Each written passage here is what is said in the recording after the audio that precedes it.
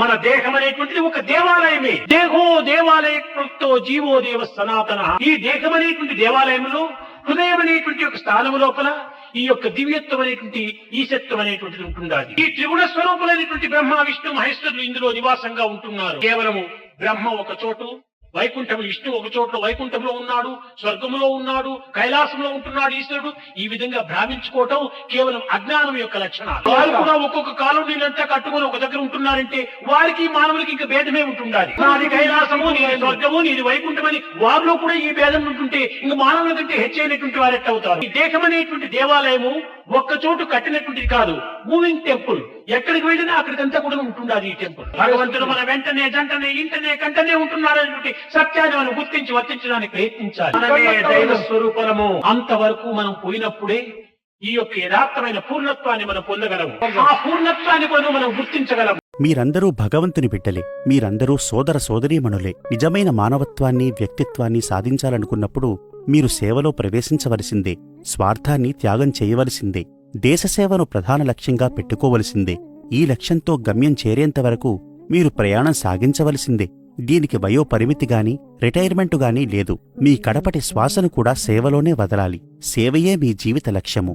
అహల్య వంటి రాయి, రామపాదం వంటి పాదం రెండూ చేరినప్పుడే శాప విమోచనం. అట్లే సత్యసాయి వంటి ప్రభువు, సాయి భక్తుల వంటి సేవకులు ఉన్నప్పుడు ఎన్ని కష్టాలైనా నివారణ కాగలవు. సేవకులు లేకపోతే ప్రభువుకి విలువలేదు. ప్రభువు లేకపోతే సేవకులు సక్రమమైన మార్గాన్ని అనుసరించరు. మన ఇరువురికి సన్నిహిత సంబంధ బాంధవ్యము ఏర్పడింది. ఇట్టి ప్రభువు, ఇట్టి సేవకులు ఉండటంచేత ఎట్టి ఘనకార్యాన్నైనా సాధించవచ్చు. సాయిని వదిలి మీరు కాని, మిమ్మల్ని వదిలి సాయి కాని ఉండటానికి వీలుకాదు.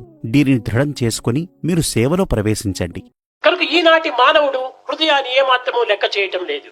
Man today is not bothered of his heart. నోరు ఉన్నది కదా అని ఇష్టం వచ్చినట్టు మాట్లాడుతున్నాడు. As is gifted with the tongue, he speaks as దాని he వల్లే likes. అనేక విధమైన బాధలకు గురి అవుతున్నాడు. He is put to suffering because of this. కన్నులు ఉన్నవి కదా అని ఇష్టం వచ్చినట్టుగా చూస్తున్నాడు. For the reason he has got eyes, he sees all. కనుకనే ఈ బ్యాడ్ దృష్టి వల్ల మనకు అనేక విధమైనటువంటి బ్యాడ్ సంకల్పాలు వస్తున్నాయి. Bad looks lead to bad thoughts. ఈ బ్యాడ్ థాట్స్ వల్ల బ్యాడ్ యాక్షన్ కూడా వస్తుండాలి. Bad thoughts will take you to bad ఈ action. బ్యాడ్ యాక్షన్ వల్ల బ్యాడ్ రిజల్ట్ కూడా మనకు ప్రాప్తిస్తుంది. The bad action gives you the bad results. కనుక ఈ యొక్క చెడ్డవన్నీ కూడా మనలో ప్రవేశించడానికి మూల కారణం ఏమిటి? What is the reason for all these bad qualities? సమ్యక్ దృష్టి లేకపోవటమే, The main cause is the absence సమ్యక్ of good శ్రవణం looks. లేకపోవటమే, Absence of good సమ్యక్ audition. వాక్కు లేకపోవటమే, Absence of good words. సమ్యక్ థాట్స్ లేకపోవటమే, Absence of good సమ్యక్ thoughts. కర్మలు లేకపోవటమే. Absence of good deeds. కనుకనే see no evil, see what is good. So Bhagavan says, see no evil, see what is good.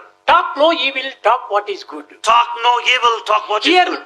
No evil, hear what is good. Hear no evil, hear what is think good. No evil, think what is good. Think no evil, think what is do good. No evil, do what is good. Do no evil, do what is good. ఈ పంచదోషములను పరిహారం గావించుకునే నిమిత్తమై పంచేంద్రియములను మనం పవిత్రం చేసుకోవాలి. In order to make us free from the mistakes of the five senses, we should make them నీవు sacred జపములు, first. ధ్యానములు, యోగములు, యజ్ఞములు ఎన్ని చేసినప్పటికీ ఈ పంచేంద్రియములలో దోషం ఉంటుంటే ఇవన్నీ కూడా ప్రయోజనం ఉండదు.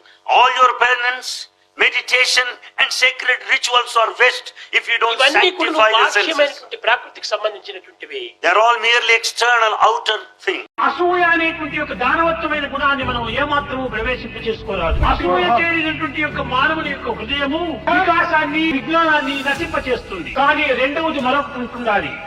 ఈ రోగమునకు ఏ ఔషధం కూడాను పనిచేయలేదు, ఏ వైద్యుడు కూడాను దీన్ని నయం చేయలేడు, ఏ యొక్క వైద్యానికి కూడాను లొంగనటువంటిది ఒకటి ఉంటుండాలి. అది ఏ అహంకారం. ఈ అసూయ అహంకారము మానవుని యందు ఉండినంత వరకు కూడాను ఆత్మ జ్ఞానం అనేటువంటిది కానీ, విజ్ఞాన ప్రజ్ఞాన సుజ్ఞానం అనేటువంటిది కానీ వికసించడానికి అవకాశం లేదు. ఈ రెండు భూతములు చేరటం చేతనే మానవత్వాన్ని వాడు విశ్వసించలేకపోతున్నాడు, మానవత్వాన్ని గుర్తించుకోలేకపోతున్నాడు. భగవంతుడే పవర్ హౌస్. అక్కడ్నుండి ఆ పవర్ను దేహమనే మీ ఇంటికి తీసుకొని రావాలనన్నా క్రమశిక్షణ అనే స్తంభాలను పరిమిత కాల ప్రమాణము తప్పకుండా సరిగ్గా నాటుతూ రావాలి. దాని మూలకముగా నిష్కామ కర్మాచరణ అనే వైరును లాగాలి. తరువాత శుద్ధమనస్సనే బల్బును తగిలించి శరణాగతి అనే స్విచ్ను ఆన్ చేస్తే జ్ఞానమనే దివ్యజ్యోతి వెలుగుతుంది. స్వస్వరూపము తెలుస్తుంది. ఆ విద్యుత్ రావాలంటే ఊరకే ముక్కు మూసుకొని ప్రార్థిస్తే రాదు. దానికి కొన్ని మార్గాలున్నాయి, కొన్ని నిబంధనలున్నాయి. క్రమశిక్షణను అవలంబించాలి, అనుసరించాలి. రూపాయలు విలువ కూడా లేని ఒక ఇనుప ముక్కను యత్న ప్రయత్నములతో, క్రమమైన పద్ధతులతో స్ప్రింగు, నట్టు, బోల్టు మొదలైన వాటిగా అమర్చి ఒక గడియారమును తయారు చేస్తే అది 500 రూపాయల విలువైన వస్తువుగా మారుతుంది. అట్లనే పామరుడు కొన్ని శాస్త్రీయ క్రమశిక్షణలను అనుసరిస్తే పరమహంసగా మారతాడు.